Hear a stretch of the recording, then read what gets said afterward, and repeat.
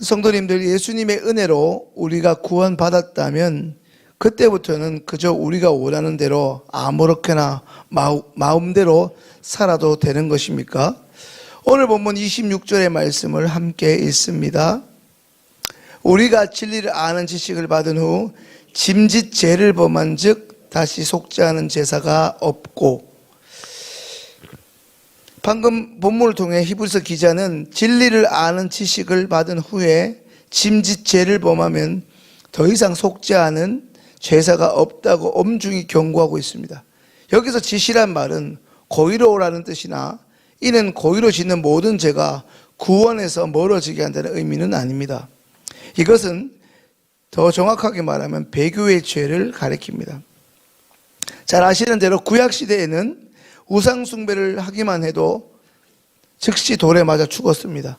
그러니 예수님을 경멸하며 공개적으로 회중들 앞에서 믿음을 거부하거나 예수님의 피의 효력, 다시 말해 예수님의 보혈의 공로를 거부하거나 더 나아가 성령을 거부한 이들이 받게 될 심판은 결코 가볍지 않을 것입니다. 성도님들, 예수님의 십자가의 희생으로 큰 구원의 은혜를 경험하게 된 우리는 이전보다 더 우리의 주인 되시는 예수님을 잘 섬겨야 마땅합니다. 여전히 보이지 않으심에도 변함없이 오늘도 우리 앞에 살아계신 우리 하나님은 여전히 공의의 심판주가 되십니다. 성도님들, 힘들고 어려울 때 우리가 기억해야 할 것은 믿음을 저버리면 무서운 징벌이 있지만 도리어 믿음을 지키면 우리에게 칭찬이 예비되어 있습니다. 우리가 처음 예수님을 믿고 죽음에서 영원한 형벌에서 생명으로 옮겨진 이 구원이 이루어지면 이제 그것이 다라고 전부라고 생각하는 사람들이 있습니다. 그러나 성경은 분명 그것만이 구원의 전 과정이 아니라 말씀합니다. 예수 그리스도의 십자가 사역으로 우리가 이전에 죄인의 상태에서 의인의 상태로 변화된 신분의 의미로서 신분은 변화되었지만 그래서 구원이 이루어졌지만 그 후에 계속되는 삶에서 수준적 의미의 구원이 이루어져야 한다 말씀합니다. 그러니까 구원에 합당한 삶을 살아가야 한다는 것입니다. 그것은 바로 회개와 순종으로 우리의 일상의 삶 가운데 하나님의 원하시는 거룩함을 계속 이루어 나가야 한다는 것을 의미하고 있습니다.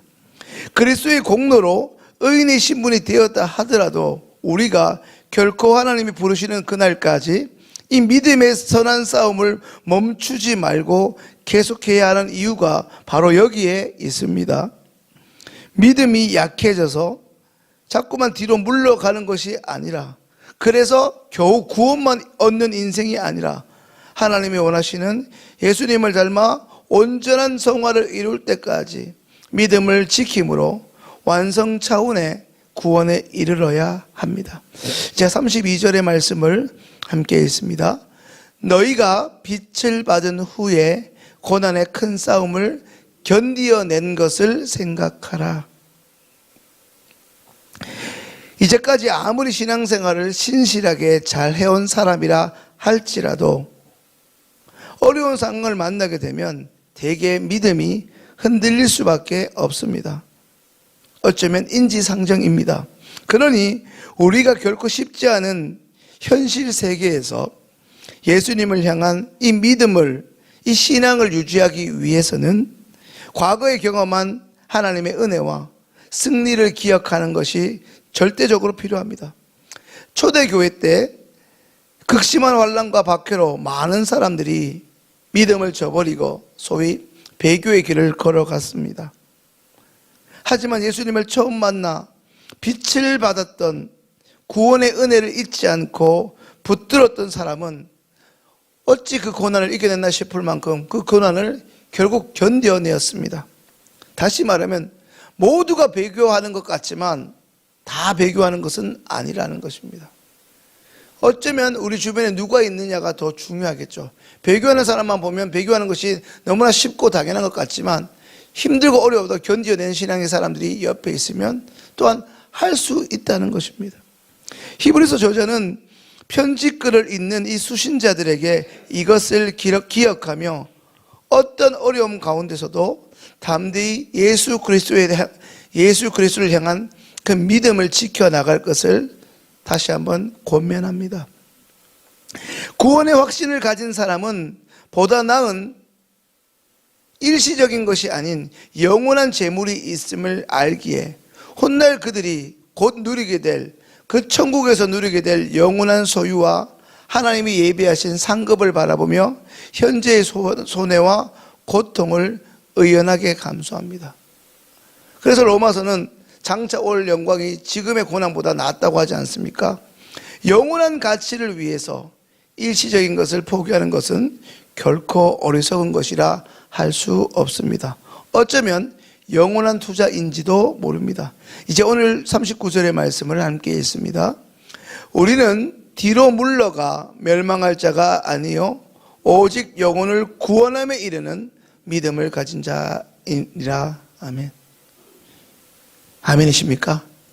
오늘 이 자리에 계신 성도님들의 믿음이, 우리의 정체성이 뒤로 물러가 멸망할 자가 아니라 지난주까지 30년간 20년 동안은 잘 믿었는데 그 후에 잘못 믿고 믿음에서 미끄러져서 그 미끄러진 상태로 하나님 앞에 서는 것이 아니라 오히려 이전에는 미끄러진 적이 있지만 다시 하나님 앞에 믿음에 바로 서 그 바로 선 상태로 하나님 앞에 선다는 것이 복이 아니겠습니까? 사랑하는 시행의 성도님들, 삶의 위기가 숱하게 찾아옵니다. 특별히 믿음의 위기가 우리에게 찾아올수록 뒤로 물러서지 말고 하나님의 뜻을 행하기에 힘써야 할 것입니다. 하나님은 여전히 지금도 우리와 함께 하시기 때문입니다. 물러서면 망하게 되지만 힘듦에도 불구하고 주변 사람들이 비교하는 것을 보면서도 그럼에도 불구하고 믿음으로 전진할 때 주님이 구원의 길을 열어 가실 것입니다. 성도님들, 일상에서 믿음을 지키기 위해 내가 오늘 인내해야 할 일이 무엇인지를 떠올려 보십시오. 유명한 독일의 신학자 보네퍼가 값싼 은혜라고 지적했듯이 언제부터인가 수시로 찾아오는 신앙의 나약함은 어쩌면 통과 의리조차 없이 그저 은혜만 쉽게 누리려는 데서 생겨난 욕심은 아닌지요. 그저 우리는 헌신하지 않고 믿음을 굳게 지키려는 마음은 없고 그냥 예수님으로 인한, 예수님의 능력으로 인한 이 땅의 축복만을 누리려고 하는 헛된 요행은 없었는지를 돌아보아야 합니다. 성도님들, 과거에 그리고 오늘 우리에게 주어진 이 구원의 은혜는 예수 그리스도의 십자가라는 그분이 당하신 혹독하고 끔찍한 대가로 우리에게 주어진 결과였음을 잊지 마십시오. 성도님들은 언제 그리고 어떤 경우에 신앙생활을 하시면서 자꾸만 뒤로 물러가고 싶은, 이제 그만 신앙을 내던져버리고 싶은 유혹과 안타까움에 처해집니까?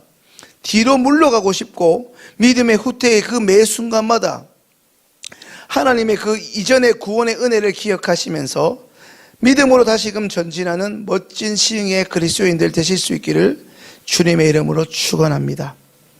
이제 오늘 말씀을 기억하면서 힘들고 지칠 때 주님의 십자가 사랑을 기억함으로 날마다 전진하여 승리하는 신앙생활을 할 수 있도록 함께 기도하겠습니다.